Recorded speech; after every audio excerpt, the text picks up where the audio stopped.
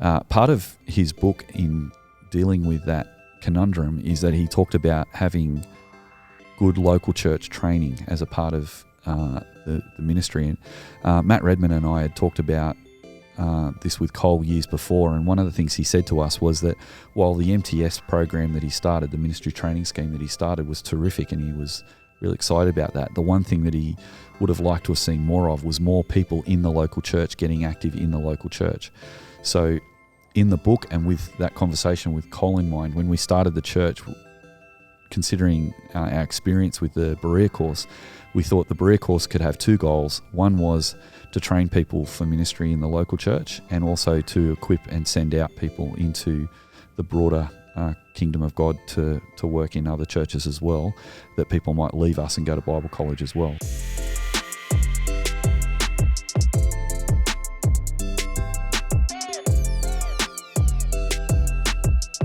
Hello everyone, welcome back to the Shock Absorber podcast. It is fantastic to have you along with us right now, either in your ears or also in your eyes, as we like to say now. That's the thing we've started saying. But thankfully we are here back at Soul Revival Kirrawee. I'm here with my co-host Stu, who is back after missing last week. Yes, Joel. How are you feeling? You're a bit crook? I was a bit crook, yes, but I went and had a COVID test and it was negative, so that's good. That's good, and you're feeling a lot better too, which is good. I am. It was my first COVID test, so that was an experience. Yes, right. Was it an uncomfortable experience? Yes, it was. I've never actually had one, so I don't actually know what it's like. Yeah. And also, you're a little bit upset because you didn't get any meatballs for breakfast this morning. Yeah, there was a bit of an issue with the breakfast menu this morning. At usually the establishment we go to it has next door sides for the morning breakfast, and I know it's a bit different, but I like to have some meatballs sometimes for breakfast. I didn't have a problem with you wanting meatballs, but I was concerned that they were serving meatballs that early on the breakfast menu. Yeah, well, I think you were right. In the end, they didn't serve them on the breakfast menu, so I had to go for a black coffee instead. As a substitute to food. Okay. That's why you're like fired up today. Anyway. That's right. Today we are continuing our passage through time of Soul Revival Church, and we're nearing the actual present, to be honest. And one of the things that we thought was really important is to talk about how we've developed our training, and that's through the Berea program.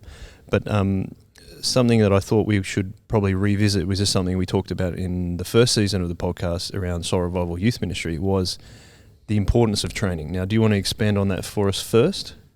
Yeah, so when we were beginning Soul Revival back in the 90s as a youth ministry, we were really convicted that it would be a good idea to have some local church training that could train volunteers and train people who were getting ready for ministry. There was already a thing in the city called the MTS program.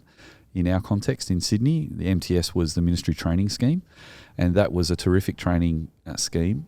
We didn't enter into that scheme though because it cost money for people to join, and so in our area of Sydney, some of the young people couldn't afford to actually pay for the training. So we talked to the person who set that training up, actually a guy called Cole Marshall, and got some advice off him and some others that were involved in that MTS training program, people like Archie Poulos and others, and we came up with the idea of running some training for our volunteers and also to encourage young people to go into ministry, and we called that the Berea ministry.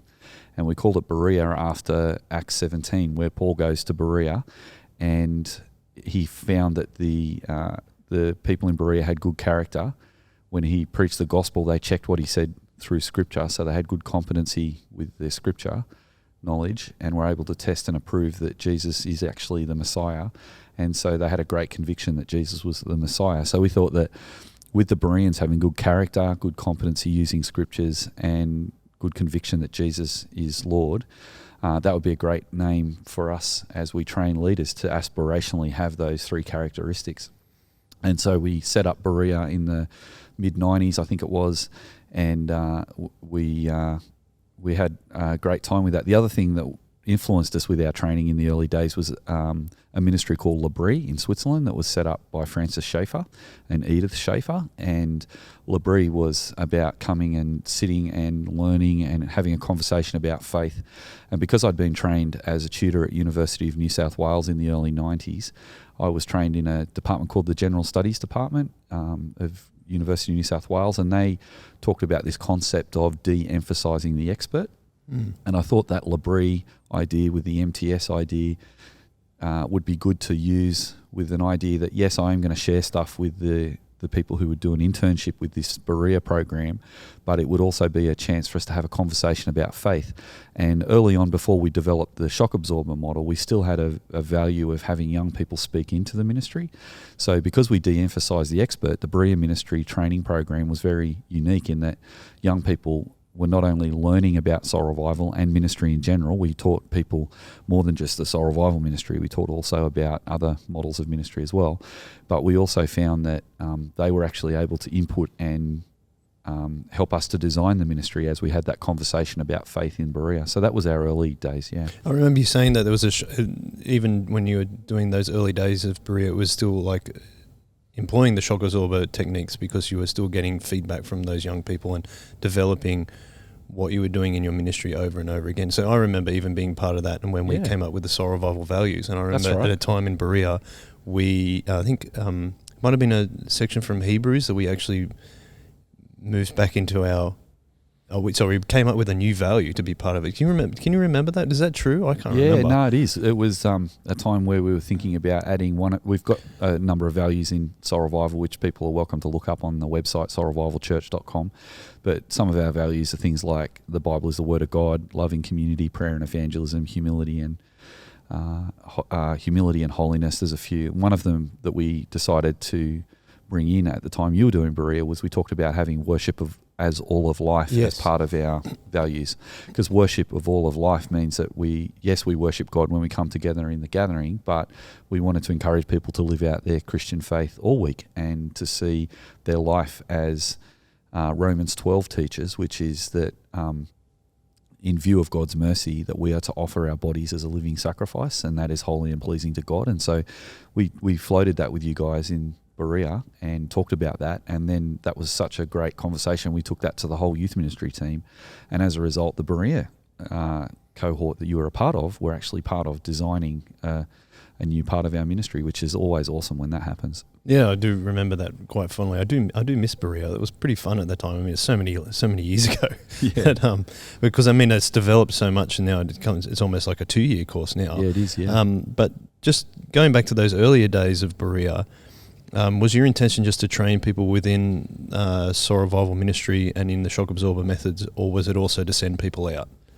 Yeah, well, some of our early ideas is we already had, I suppose, what you could call a leadership development pathway for young people who were going through the youth group. So young people who were already in the youth group without any formal structures were part of a group called the Commitments. Yep. So if a kid was a committed Christian, they could actually discover their spiritual gift by serving in the community without the responsibility of leadership.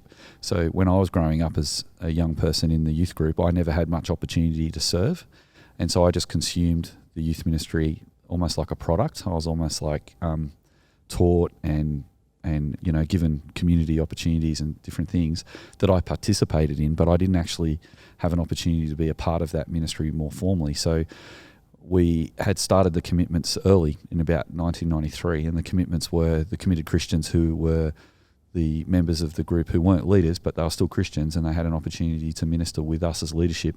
And because we'd redesigned how we do youth ministry, in that instead of running a youth group, we were a peer group that the kids could grow up into. Our youth leaders were friends, and we were inviting young people to consider growing up and becoming part of that peer group. And so we related to them with a great deal of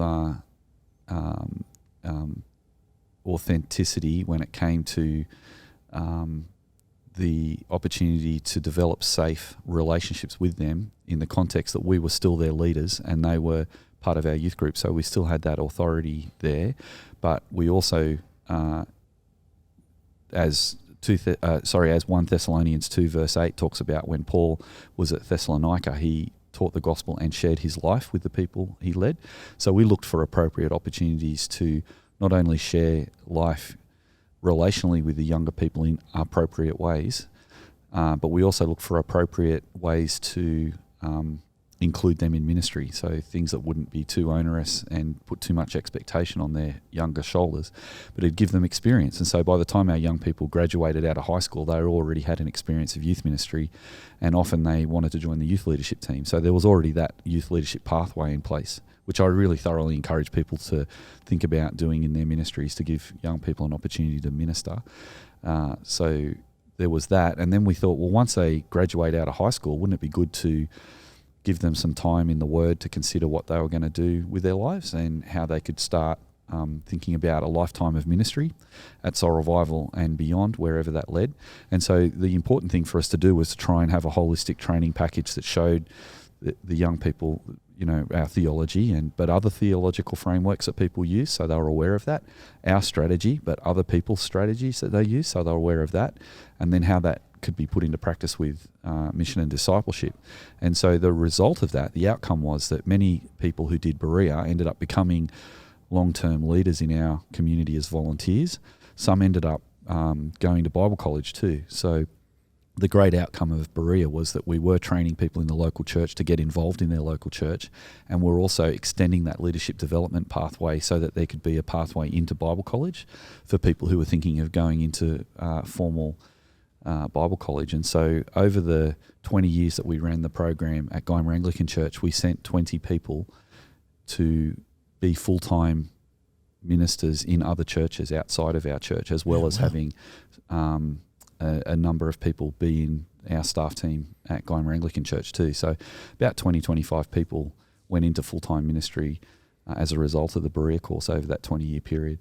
Was there any intention, like a specific intention to send those people out, or it's just whatever God's planning for them? Well, I suppose the way that again, the de-emphasising the expert value of Berea was to help them to explore for themselves what their conviction in ministry was. So to encourage them to develop good competencies with the Word of God and in ministry, to encourage them to continue to work on their character, and character is really important, but also not only to grow their conviction that Jesus is Lord, but also what was their conviction for ministry.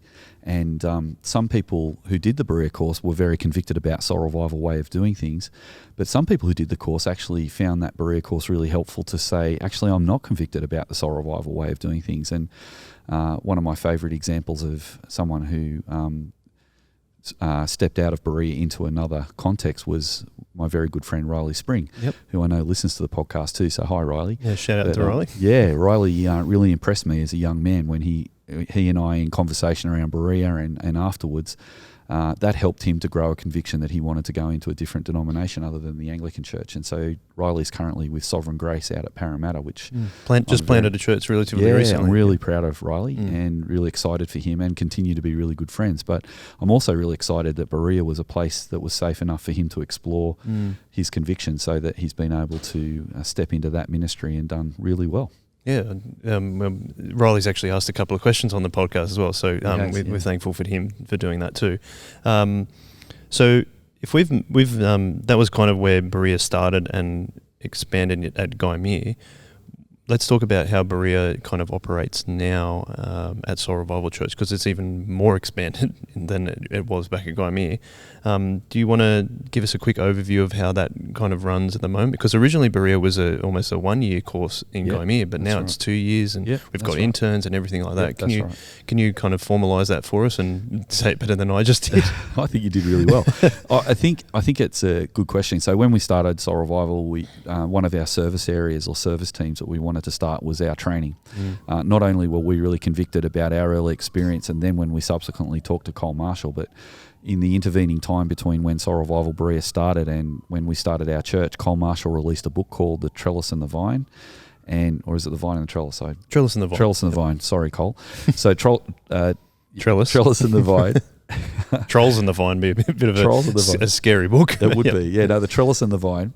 And in that book that he co-authored with Tony Payne, it's become a bit of a classic in our area of Sydney within the Anglican circles.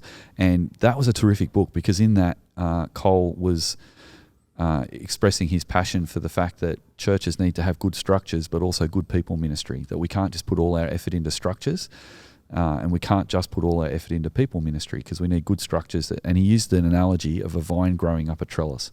And so he used in his analogy that the people are the vine work, and the trellis is what helps the structures help the vine have structure as it grows. If you have too much structure, then the vine's not going to grow. But if you have too much people work and not enough structure, then the weight of the ministry will collapse underneath it. So part of his book in dealing with that conundrum is that he talked about having good local church training as a part of the ministry. And Matt Redman and I had talked about this with Cole years before, and one of the things he said to us was that while the MTS program that he started, the ministry training scheme that he started, was terrific and he was really excited about that, the one thing that he would have liked to have seen more of was more people in the local church getting active in the local church.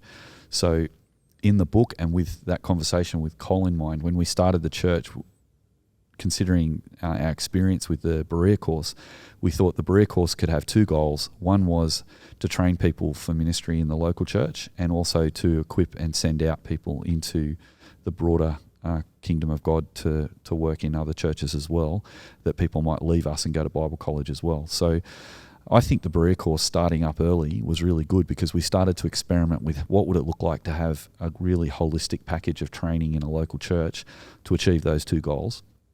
And as a result, the Berea course has grown and flourished as a result of that. And then so when we, I suppose we fast forward to, I think if we talk about Soul Revival Church's history, we fast forward to 2019, we had Karen, our training pastor, come on board, and she's really expanded it even further. So now there is a real flow of training. Do you want to talk about where that starts? I think that starts at the light leader level and then goes up at different levels. Yeah, so we could talk about Karen too and her role. Of course. Maybe I'll talk about Karen's role first. That's probably a good idea. And then we'll talk about that. We put Karen on team to start off with a day a week, and it's extended to 4 days now, and hopefully continue to grow.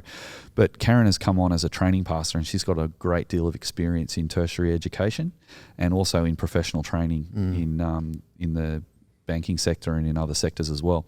And Karen was a member of our church, and we got excited together about Berea, and so Karen has come on board to help us to make Berea even more expansive, and she's done an amazing job. Agreed. And taken it through the roof, really. Like, it's been terrific. Karen's role as training pastor has been to oversee the local church training and also what we'll describe as a pathway of ministry. So I suppose that's a good segue into coming back to that Light Leader program, because when we started Soul Revival Church and we'd had success with the commitments in Guymer Anglican, as committed Christians could get involved at a young age in doing ministry, the next step to make that even better was to have young people being trained in ministry as well as experiencing ministry. So at Guymer Anglican, we didn't have any formal training around the commitments idea for teenagers, but at Guymer Anglican Church we decided to continue to grow them in ministry. But when we came to plant Soul Revival Church, Matt Redman and I were really excited about thinking through how do we help young people, actually from the end of senior primary and then coming into high school, to join something we call a Light Leader program, and that gave them an opportunity to begin some training. We haven't got the full package of that finished yet, but we're almost there. It's taken us a few years, but the aspiration is eventually we'll have a Light Leader program for kids in year 5 and 6 at primary school, so they can do a buddy program, so they can buddy up with other children at primary school under the supervision of adults, in a similar way to what many primary schools do. They have buddy systems for year 6 kids to buddy up with younger kids to help them through their schooling journey. When they hit high school, the Light Leader program's designed to help teenagers to get involved in ministry and get some training as well. The name Light Leader came from Hayley Spring. She came up with the idea because she said, I thought it was quite creative actually, because she said, just like you have a premium app and a light app, maybe we could have premium training and light training. So maybe light leaders aren't full leaders. They're leading without the responsibility of leadership in a light leader capacity. And I thought that was a great name. So we've stuck with that Light Leader. The Light Leader program starts with year 7 and 8 kids, teenagers, can be involved as helpers in the senior primary school ministry called Fuse. And they get some coaching and some mentoring and some training as they do that in year 7 and 8. They can also get involved in the kids program, So they have to have all the safe ministry checks in place that are relevant for their age group. But then when they get into year 9 and 10, they can continue to grow in that experience. And if they want to help in different areas, in different gatherings at our church, they can become a commitment helper as a light leader in different gatherings. And so they're commitments, but they've got this light leader training that they get now too. And by the time they get to senior high school in year 11 and 12, the light leader program then develops so that the year 11 and 12 students can help with the youth group. So there's a nice transition from being a buddy in primary school to being a light leader helping children's ministry in year 7 to 10, and then in year 11 and 12 the light leaders can help with the youth group.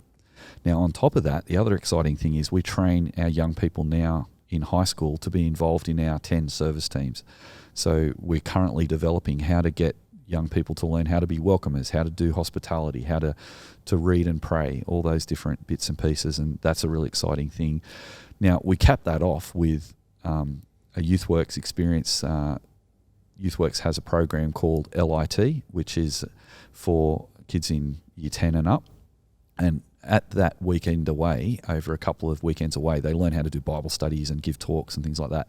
So by the time our teenagers get through high school, they've been quite equipped and ready for ministry, not just in youth ministry and kids ministry, but they can do other things too. It feels like it's moving all the learning that you often have to do in ministry when it's maybe out of high school. We're just moving that so much earlier in their progression as Christians, and it makes a lot of sense, because then obviously we're trying to do God's work more effectively at an earlier age. Yeah, that's right. Is that how you would interpret that? Yeah, I think so. And teaching the kids not to be individualistic consumers who are really transient, but to consider being part of a team, to be a servant-hearted person who's coming to serve, not just a consumer ministry, and also to be someone who might be a regular person in their community so that they might be able to help the body of God's people continue to grow.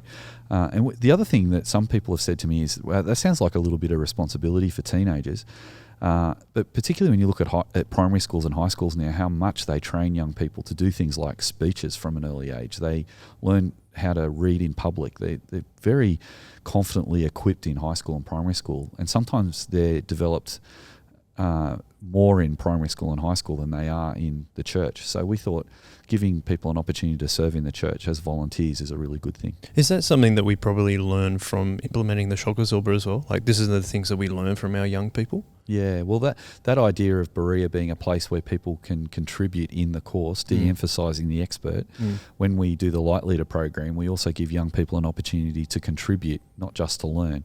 So we have a Soul Revival Council, and we have an AGM every year where we have an annual general meeting. And at the last annual general meeting, we had 2 teenagers from the Light Leader program come and give a presentation about what they think is important for us to hear as adult Christians, for example. So giving them a context of being part of the broader ministry team is a really awesome thing. Yeah, I think that's awesome. So we've spoken a fair bit about how we train those coming up through late primary school and then high school. Yep. What about those that have finished high school? Where do we go from there, and what are the opportunities that we provide in Berea for training? So we have a really good connection between high school and primary school, because we have the Friday gathering. And so the primary school kids can actually get to know teenagers before they go to high school. Yeah. And then when they're in that Friday gathering, they get community group and a church service experience on the same night, as well as their youth group or their kids group. And so that's a really cool holistic community, intergenerational, that they really enjoy. We thought about the transition from high school into adulthood in a similar way. So when young people reach year 10 at high school, they can join the Light Leader program and be part of the leadership team as a light leader while they're in senior high. And while they're in senior high, they can also come along to our Saturday night gathering called Late Night. Now at Late Night, we have a lot of young adults and people who are older who come and hang out after church on Saturday night. We've been doing that for 30 years now, and it's a terrific community. And we kind of integrate those younger people into that community in safe ways from year 10 onwards, and that means that young people get to know young adults before they leave high school, just like our primary school kids get to know teenagers and adults before they leave primary school. Very much learnings from youth ministry at Gaimea. It is, exactly. So it's carrying on the youth ministry shock absorber ideas, trialling something new in youth ministry and then putting it into practice in the church. Now, on top of that, at Gaimea Anglican Church, when we did Soul Revival as a youth community, the Berea program in those years had an opportunity that when people finished high school, they could do a year with us when they first went to uni or started a trade or whatever. And the way I did Berea back in the day was to run a Friday afternoon where people could come around to my place and we could just talk about ministry and go through the theology, strategy and practice over a whole year in a conversational lounge room format. And it was really relaxed and really interactive, and de-emphasise the expert was unreal. We'd often cook lunch and have lunch together and prepare lunch together as part of it as well. And so that was really fun. So when Karen came on team, we kind of shared with her the experience we'd had in Berea, and she was really excited about that. We talked about MTS and we talked about Labrie, bringing those two things together, and she's done that really successfully. And so what Karen's brought to the ministry is that she's designed a 2-year program, which we're still developing, but we're getting pretty close to finishing now. And that 2-year program takes someone who's a school leaver and gives them an opportunity to have a couple of hours on a Friday afternoon as a tutorial, and then they're involved in a ministry. They're not only getting trained on Friday afternoon, but the third component is they also get coaching so that they get some opportunity to develop their skills. Again, around those 3 primary things for Berea, which is character, competency, and conviction. And I'm really excited to say that this year we've started a Berea internship that also happens during the week on Zoom. So one of the good things about, well, not many good things about COVID, and it's been terribly destructive, but last year, because we couldn't meet for Berea, we started it on Zoom, and then we decided to continue that on this year. And so we now have 2 cohorts that are meeting during the week, one on Friday afternoon for people who can do that, often university students and people who have TAFE or something where they've got some time off on a Friday afternoon, but also we've got a Wednesday night group that meets as well on Zoom. So we're doing the Berea course as a 2-year course for interns over 2 years for those who are school leavers. It's a lot to be going on with in terms of running it. I think the other thing that we could probably bring up is something that I'm doing right now in the middle of is the certificate of theology. Yep. So that's a kind of the next step after Berea. Do you want to tell us about that? That's a partnership with YouthWorks, is that correct? Yeah, that's right. So Karen initiated that, and she's worked really hard with YouthWorks, Bill Salier, and with Renee Gale, and they've worked really hard on developing a certificate of theology that gets taught through intensives at Soul Revival Church. Every term we have 2 Saturdays to do one subject. So you only have to do 2 Saturdays to do a subject, plus some reading and an assignment in between. And a number of people, not just our young people, but lots of people from across our church have enrolled in that program. It's really popular. It's open to people outside of Soul Revival as well, because it's with YouthWorks. It's accredited with the ACT, so people get a certificate of theology.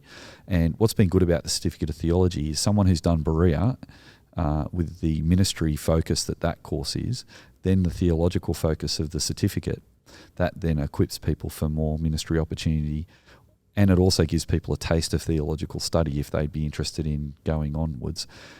Doing a certificate of theology at Soul Revival means that you actually get 2 credit points for the diploma of theology at YouthWorks, so it's also a nice pathway into formal ministry training. Yeah, I've really enjoyed doing it. My knowledge of the Bible and understanding of God's plan and all that kind of thing has gone through the roof this year by actually doing it. So I've really, really enjoyed that. Yeah. There's one more thing that I think we provide is the intensives. Now, do you want to just throw that out there too, just to give everyone the full gamut of the things that we're offering in training these days? Yeah, not to overwhelm people with information, but the reality is that some people don't have enough time to do Berea on a Wednesday night or on a Friday afternoon. So we've designed an intensive program that people can do the Berea course over a 2-weekend, 2 Saturdays, copying that certificate of theology format.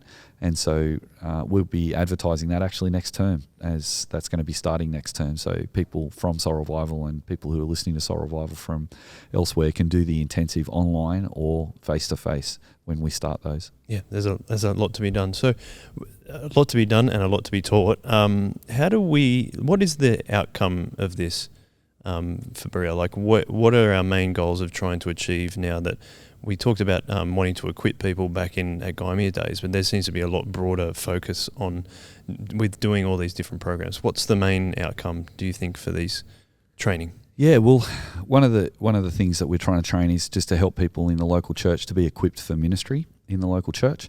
And so just like we have a commitments program for teenagers at Guymer Anglican Church, we now have a program for all committed Christians no matter what their age. So we have a commitments program now for committed Christians at Soul Revival, and we encourage people to think about, if they want to make Soul Revival their home, that they consider being involved in a community group and also being involved in a service team. And if they have time, they might want to think about some certificate of theology or an internship as well. For those that are getting involved in ministry, we're developing online resources for training people in things like hospitality and welcoming and Bible study leadership, equipping people. So Karen's constantly adding to the suite of training that we have. And we're going to be given each of those trainings a real specific shock absorber flavour on helping people to understand how to do intergenerational ministry in the local church. And so that'll be available for people at Soul Revival and also for listeners of the podcast as well, so they can contact us if they wanted to get more information.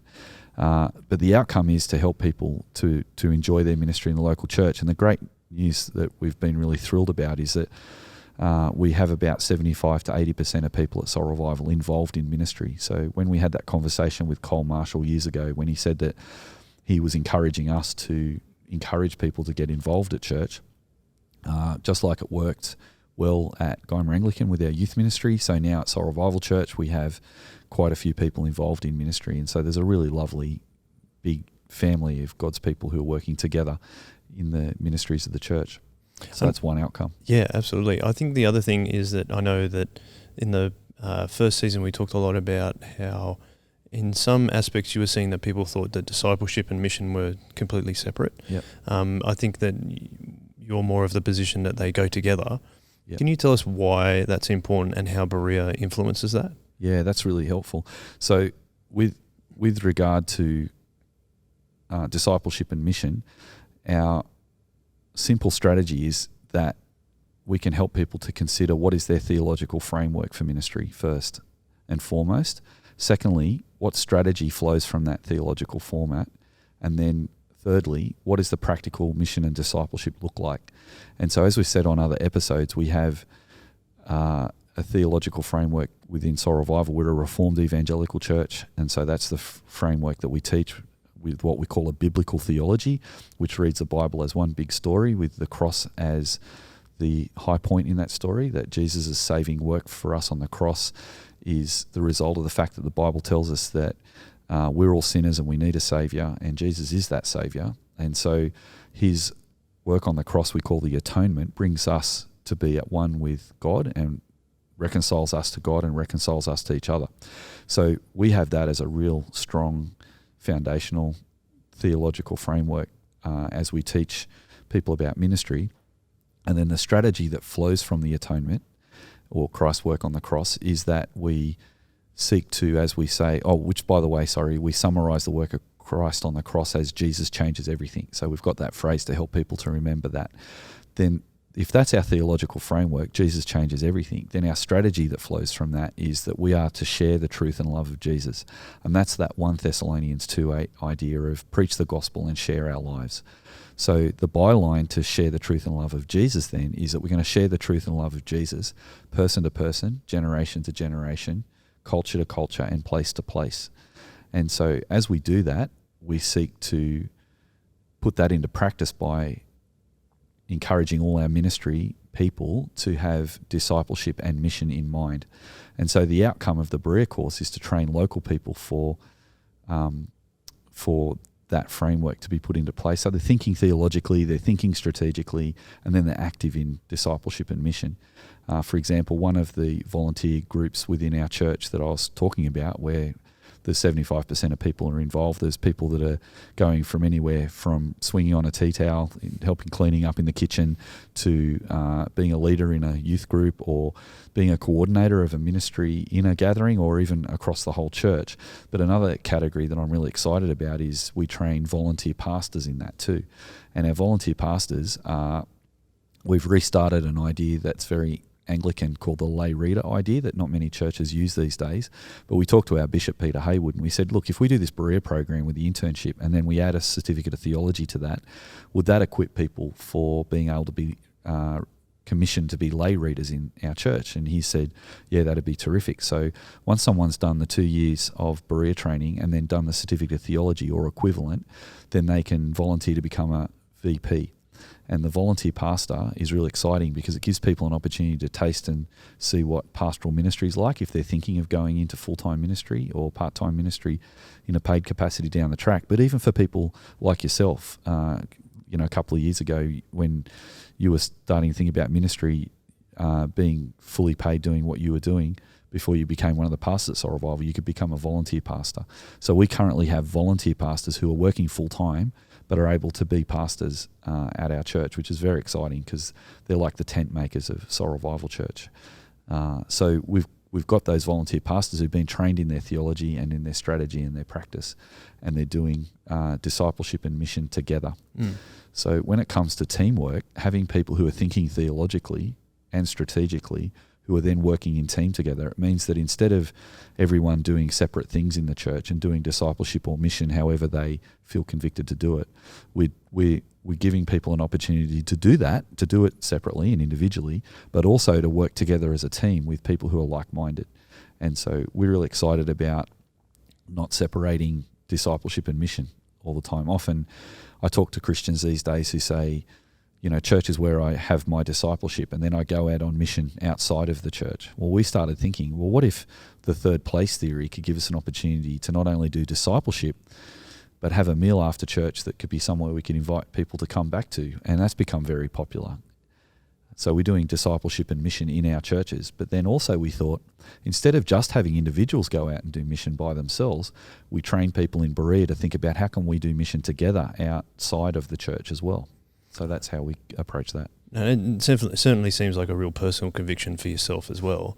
I know that you are a chaplain at the Cronulla Sharks, yep. the rugby league club, yep. which is one of the ways of doing that. A lot of, I know you've mentioned before that quite a few pastors can get caught up in just the administration side of being a pastor, but for you, the personal conviction is still be doing discipleship and mission as a senior pastor. Yeah, do you want to kind of share a little bit about we actually referred to it a couple of weeks ago in an episode, but do you want to share about how you becoming a chaplain at the Sharks and where that's taken the kind of ministry in that sense? Yeah, thank you. So I think being a youth minister for 20 years really gave me a sense that it was important as a youth minister to be doing discipleship and mission. And so I've just carried that experience through as a senior pastor now. And I think there is a lot of expectation on a senior pastor role, but I think it's dangerous if the senior pastor gets too subsumed by, not dangerous, that's too strong a word, but it's important. Let me say pose that in the positive. It's important for a senior pastor, I think, to model discipleship and mission to the whole community so that part of my role is discipling Christians and doing the administration of the church, and teaching is a really important part of that. For example, preaching the Word of God, but another leading teams and developing leaders through Berea and stuff like that. But another part of it is that I feel very personally convicted that I need to have personal mission and team mission outside of Soul Revival Church as well, so that I'm making relationships with people who aren't Christians. And so in 2016, a terrific opportunity for that came along when one of the players for Cronulla Sharks, Jason Bakuyu, reached out and said that he was running a Bible study with some of the guys from the Sharks and from some other NRL clubs in Sydney, and asked if I'd come along and share some thoughts at one of their Bible studies that they call the Iron Squad. And so Jason and Sam Tagatese and Sepha Paulo, those three guys and others, Kevin Nguama, some other guys, Kevin was at Tigers at the time, they got together once a week at Jason's place to encourage one another, and as Jason would say, iron sharpens iron, so that's why they call it the Iron Squad. And they asked me to come along and be a Bible study leader a couple of times, then they asked me if I'd continue to do the Bible study, and then that was a terrific year for us who were Sharks fans, because if you're not from Australia or you're not interested in NRL, you might not be aware, but Cronulla Sharks hadn't won a grand final in the NRL for 50 years. But in 2016, we finally got a premiership, so that was very exciting. You're an integral part of, instrumental in making it happen. It was very exciting because I was part of the lives of the guys who were playing in that team too. So I was very humbled to be a part of that. And as we did the Iron Squad together, they were doing an amazing ministry in their clubs, just getting beside other players, encouraging other players, encouraging the Christians, sharing their faith with those who were interested. And interestingly, they started praying on the field after the game and before the game. And Jason tells a story about how he was in the change rooms praying by himself to start off with, but then Sam Tagatese and Sefa came over and prayed with him. And by the end of the year, the whole shed would go quiet while the guys could pray for the team. And even some of the other players who weren't Christians would say, "Oh, can you pray for me today too?" And then after the game, the Sam and Jason and Sefa would also pray in a circle on the field with any other players from the opposing team who were Christians as well, and they'd pray in a circle on the field. And sometimes they'd even started getting on TV and people starting to notice it.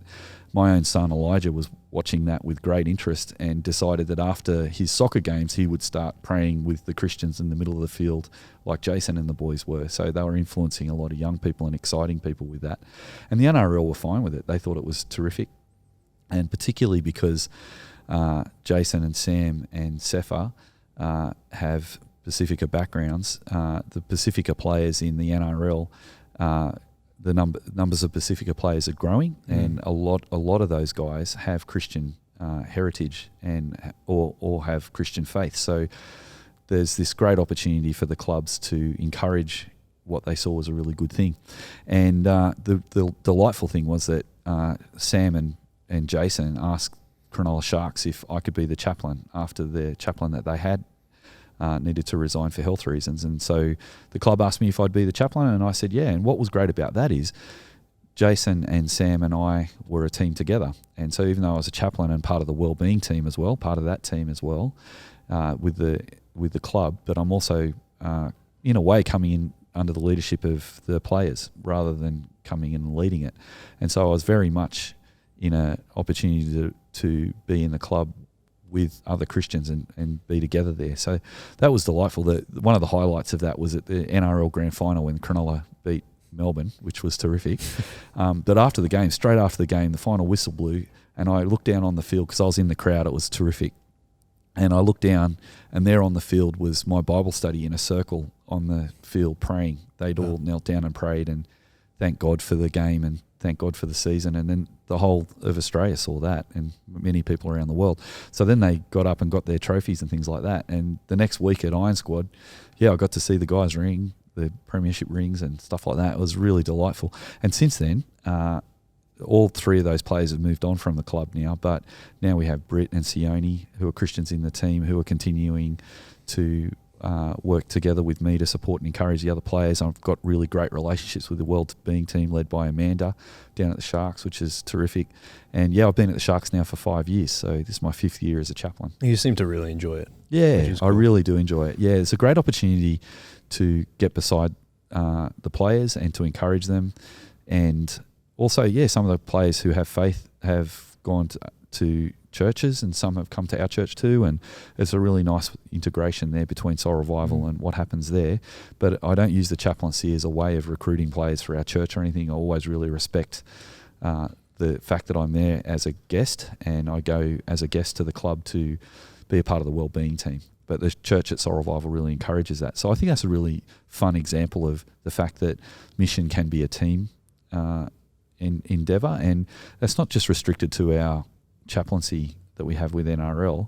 It's also in the local schools with what we call our chip lunch. In our chip lunch, we have a lunchtime group at the local high schools, and instead of just one person going in to teach scripture or just one person running a lunchtime group, the kids who are committed Christians from Soul Revival and the committed Christians from other churches, as commitments, I suppose, help lead the ministry in the school. And the way we run the school ministry is, instead of just having that in a room meeting somewhere in the school, we've asked the school for permission to do what we call a chip lunch out in the playground with all the kids, so all the kids can see the Christians gathering together and go and just listen for a bit if they're interested. So there's a bit of discipleship happening in the school, but it's also missions happening at the same time. Discipleship's happening in the church, but some missions happening at the same time. Funnily enough, in the Sharks, there's some discipleship with the Iron Squad and some mission as well. So that's sort of how that plays out when you go through that intergenerational shock absorber model of theology, strategy and practice. It's funny, even like when I used to go to chip lunch when I was at school, I probably wouldn't have thought of that. But when you think of it now, it makes a lot of sense that, it's discipleship and mission at the same time. Yeah. So that's really cool. And I think the good thing about the training, Joel, is just to articulate that to people, not just to I think it's easy in church to just assume everyone knows what we're trying to do. So the Berea piece is just having some training in the church that suits whatever's happening in your local church that can just help to articulate what you're trying to do to the people who are in your church. Well, that was what I was going to ask you, is that we've talked a lot about training and that we have quite a plethora of training programs and stuff like that. If somebody's wanting to train, start training within their church, what would be their first steps again? Because we always like to bring it back to, we're often talking about a lot of things that we've done over 30-year ministry of Soul Revival. Yeah. But if someone's looking at doing intergenerational ministry training, what would be their first steps, do you think?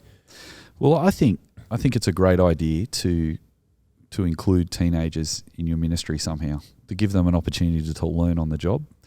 If there's some structure you can put around that, it's great. If not, there's LIT, which Anglican Youth Works run every year for all the churches in Sydney. There'd be other similar things in other places that you could tap into to just equip your young people from an early age.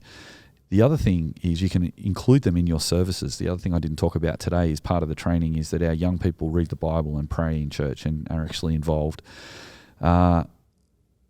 The organic way to start training would be to also say to school leavers, are you interested in meeting together as a group once a week to talk about ministry and talk about what you want to do with your life?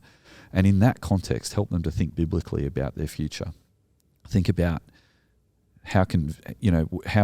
think about character and think about their conviction, and to think about growing in their competency and skills. Now, we've put a lot of structure around that with Karen, but we've got that resource available through the Berea program. But when I first started at Soul Revival, all there was just me as a young adult training youth leaders. And I just said, come around for a coffee and we'll talk about ministry.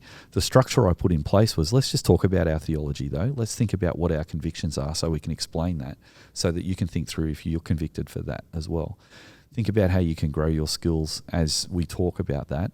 And we'd love you to input into the strategy that comes from our theology. So at Soul Revival, we don't experiment with our theology. We are very strong in keeping to that Reformed evangelical theological conviction that we have. But when it comes to our strategy, we invite people to have a conversation with us about how we put that into practice in our local area. Now, in the Bible, there is no particularly in the New Testament, there is no instruction on that every church has to do the same thing right across the world. And so you'll get some churches in Africa that'll go all day and some churches in Sydney that'll go for 3/4 of an hour, and that suits the context, a different strategy. But the practice of discipleship and mission needs to take place in whatever strategy that you have. And so we need to help people to get active with what they believe rather than just having a philosophical understanding. And so giving young people and adults in your church an opportunity to sit together to talk about ministry and then to actually give them opportunities to minister is really important, I think. And I think that's where I would start. Yeah, but I like the idea of seeing, we always like to say that our youth and our children are they're part of the church now. Yeah. And I think that possibly might be a mind shift for some people to say, actually, we have this untapped resource with our youth and they're really valuable part of our church. How do we get them involved in ministry? Whether it is just, like you said, swinging on a tea towel or anything like that. And I think that's a really cool way of looking at it. Well, it's good for the individual and it's good for the community, isn't it? Yeah. It's good for us as individual Christians to serve as we have capacity, and it's also good for the community as we serve each other. Yeah, I fully agree with that. We've gone through almost all of our service teams. The last few episodes we've been talking about all of our service teams and why we think they're important. So we've done 9 of the 10. Yep. The final one is quite related to Berea, which is one of them, which is community groups. And I was just wondering, Karen has a very strong influence around our community groups too, which is amazing, and I think she does an excellent job. Can you just explain to us how Berea influences our community groups and how we use that in our small groups across the week? Yeah, that's terrific. I mean, it'd be great in the next season to have Karen on the podcast actually, so she can unpack some more of this as well. But basically, Karen is, as training pastor, is helping to coordinate our community group network as well. And the way we look at our community groups is again, some churches see church as a place where you come and you just do an hour service and then you go home, and you do community in community groups. We already do community on the weekend because we have a 1 hour service, but then we also have our dinner or our breakfast or whatever. We have a meal, and that gives people an opportunity to share life with each other and to have conversations that go a bit deeper.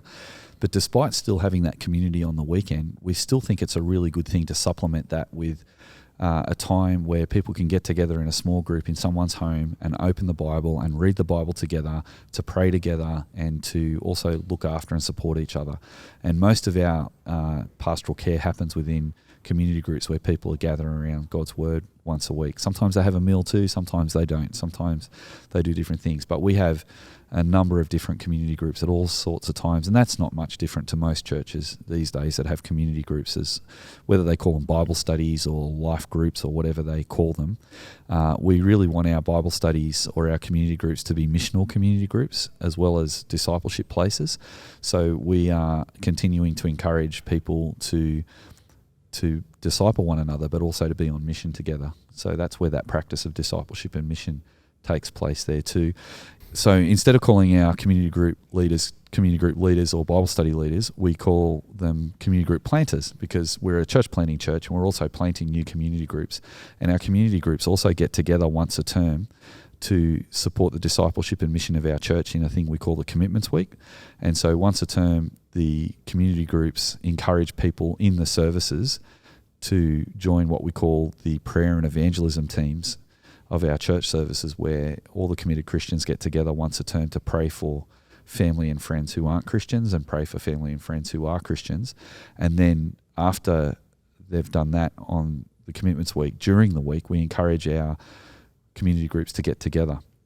And so it's a really beautiful expression that we've just started this year, where a young group of teenagers in community group from Friday night will go along and hang out with their leaders with a group of adults from church, and they have a combined community group once a term. That brings that intergenerational aspect into the community groups as well. And then on the last day of the Commitments Week, we encourage people to just invite their friends to church and continue to pray for them over the term. So our community group ministry is growing, and it's really lovely. We do lots of work and lots of ministry through those groups, and I think it's one of the strengths of our church. Yeah, I think it's really cool the way that we like to call it life support, but that's our pastoral care ministry. That's where it starts, and I think the leaders know a lot about their people that are attending, and so are able to attend to their needs as needed. Which is really fun. That's it. It's good. As a leader myself, I love doing it. I'm lucky that I have people in there that are a lot more Bible knowledge than me, so I lead the study, but then I always ask all the questions too. So that's great. So it makes it a lot better. That kind of wraps us up for this episode, and talking about training in Soul Revival Church and how it's grown and developed. Next time, we're actually going to talk about how a church adapted to COVID, which is really quite exciting. For now, guys, if you've got any questions, if you have any ideas you want to run by us, or you're interested in what we've been talking about, you can email me at joel@shockabsorber.com.au. I'll get that again, sorry, joel@shockabsorber.com.au. And for now, Stu, I'd like to say thank you very much. Thank you, Joel. It's always great listening to all your thoughts and ideas, so thank you. It's great sharing them together.